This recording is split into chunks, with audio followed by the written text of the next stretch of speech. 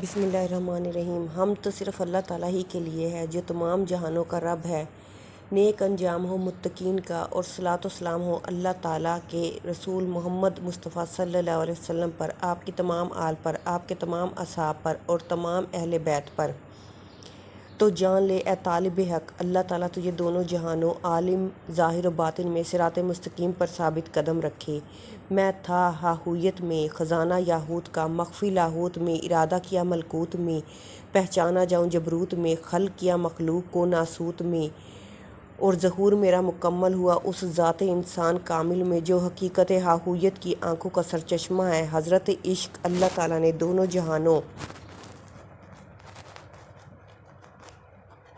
جہانوں کے اوپر بارگاہ کبریاء میں تخت سلطنت آراستہ کیا۔ اس ذات پاک کی ماہیت کو سمجھنے کے لیے انتہائی سوچ و بچار کرتے عقل کے ہزاروں ہزار بے شمار قافلے سنگسار ہو گئے۔ سبحان اللہ! خاکی اجسام کے روپ میں اپنی قدرت کاملہ کے جمال و جلال کی نشانیوں کے اظہار کے لیے ہزاروں جلووں کو آئینہ باصفا بنا کر اپنے حسن کا نظارہ فرما رہا ہے، خود اپنے ساتھ عشق کا کھیل فرما رہا ہے۔ خود نظر، خود ناظر اور خود ہی منظور ہے، خود عشق، خود عاشق اور خود ہی معشوق ہے۔ اگر تو اپنے آپ سے پردہ ہٹا دے تو سب وہی ایک ذات ہے، اور جو کثرت اور دوئی تجھے نظر آتی ہے وہ محض تیرے آنکھ کے بینگے پن کی وجہ سے ہے۔ اس کتاب کا مصنف، جو ہاہویت حق کے جلال و جمال کے احاطہ میں متقف ہے، ذات حق کے وہ دیدار میں محو معبود برحق، ذات مشہود کی عنایت کی آنکھ میں وہ منظور، جو سبحانی معظم شانیے کے گہوارۂ ناز میں ہے، اور عزت کے مقام پر وحدت مطلق کی معرفت کا تاج سر پر رکھے ہوئے، انت انا اور انا انت، تو میں ہے اور میں تو ہے کے تصفیہ اور تزکیہ کی چادر اوڑھے ہوئے ہے، حق کی طرف ہے۔ اسے یہ لقب ملا ہے کہ وہ حق کے ساتھ ہے۔ ذات ہو کا راز ہو میں فنا فقیر با تو المعروف آوان، جو قلعہ شور، اسے اللہ فتنوں اور سختیوں سے محفوظ رکھے کہ قرب و جوار میں رہائش پذیر ہے۔ فقر، جو ہویت ذات کا مقام ہے، کی تحقیقات کے اظہار کے لیے چند کلمات بیان کرتا ہے، اور میری رحمت ہر چیز پر محیط ہے کی حقیقت کی خاص الخاص تعلیم دیتا ہے۔ عارف واصل جس طرف آنکھ اٹھا کر دیکھتا ہے، سوائے اس حق تعالیٰ کے دیدار کے اسے کچھ نظر نہیں آتا، اور وہ غیر اور خودی کے نقوش اور اپنی ہستی کو مٹا کر فنا فی ذات ہو جاتا ہے۔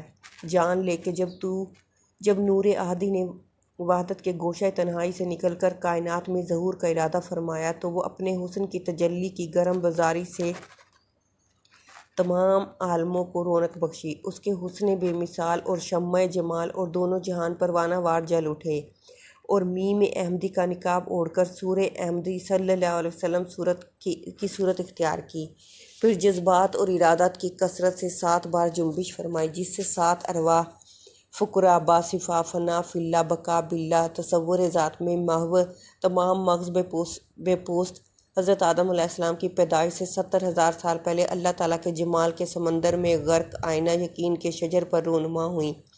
انہوں نے ازل سے ابد تک ذات حق کے سوا کسی چیز کی طرف نہ دیکھا اور نہ کوئی غیر حق سنا۔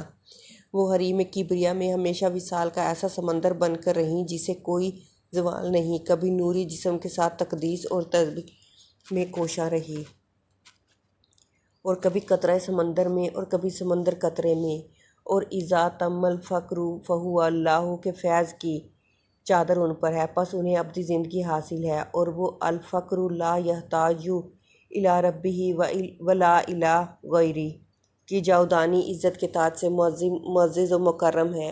انہیں حضرت آدم علیہ السلام کی پیدائش اور قیام قیامت کی کچھ خبر نہیں۔ ان کا قدم تمام اولیاء اللہ غوث و قطب کے سر پر ہے، اگر انہیں خدا کہا جائے تو بجا ہے، اگر بندہ خدا سمجھا جائے تو بھی روا ہے۔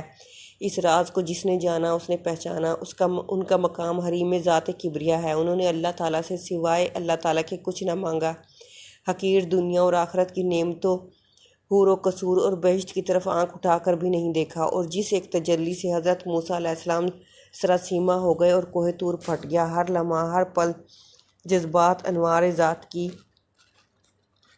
ویسی تجلیات 70,000 بار ان پر وارد ہوتی ہیں، لیکن وہ نہ دم مارتے ہیں اور نہ آہیں بھرتے ہیں، بلکہ مزید تجلیات کا تقاضا کرتے رہتے ہیں۔ وہ سلطان الفقر اور دونوں جہانوں کے سردار ہیں۔ ان میں ایک خاتون قیامت فاطمۃ الزہرا رضی اللہ تعالیٰ عنہ کی روح مبارک ہے اور ایک حضرت خواجہ حسن بصری کی روح مبارک ہے۔ ایک ہمارے شیخ حقیقت حق نور مطلق حضرت عبدالقادر جیلانی کی روح مبارک ہے اور ایک سلطان حضرت پیر عبدالرزاق فرزند حضرت پیر دستگیر کی روح مبارک ہے۔ ایک حیویت کی آنکھوں کا سرچشمہ سراسر ذات یاہو فنا فی ہو فقیر باہو اور دو ارواح دیگر اولیاء کی ہیں۔ ان ارواح مقدسہ کی برکت و حرمت سے ہی دونوں جہان عالم قائم ہے۔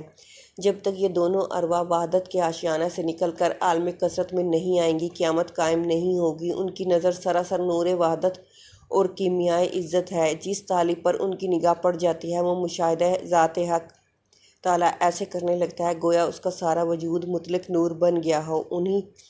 انہی طالبوں کو ظاہری ورد وظائف اور چلہ کشی کی مشقت میں ڈالنے کی حاجت نہیں ہے۔ جان لے اے طالب کہ اس کتاب پاک کا مصنف فقیر نور مطلق تمام حجاب اور پردوں کو سامنے سے ہٹا کر سراپے وحدت ہو گیا ہے۔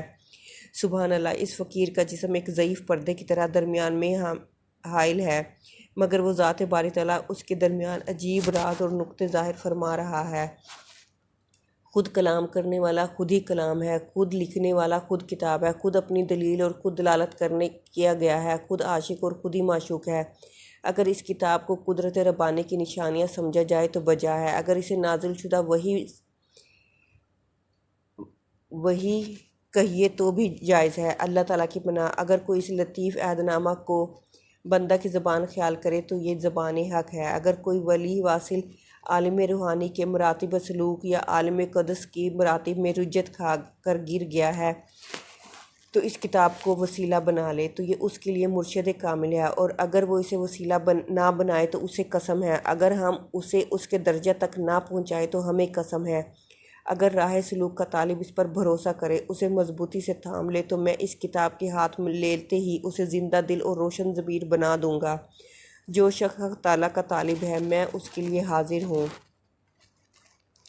میں اسے ابتدا سے انتہا تک فوراً پہنچا دوں گا۔ اے طالب آ، اے طالب آ، اے طالب آ، تاکہ میں تجھے پہلے ہی دن خدا تک پہنچا دوں۔ جان لے اے طالب حق، عارف کامل قادری ہر قدرت پر قادر اور ہر مقام پر حاضر ہوتا ہے۔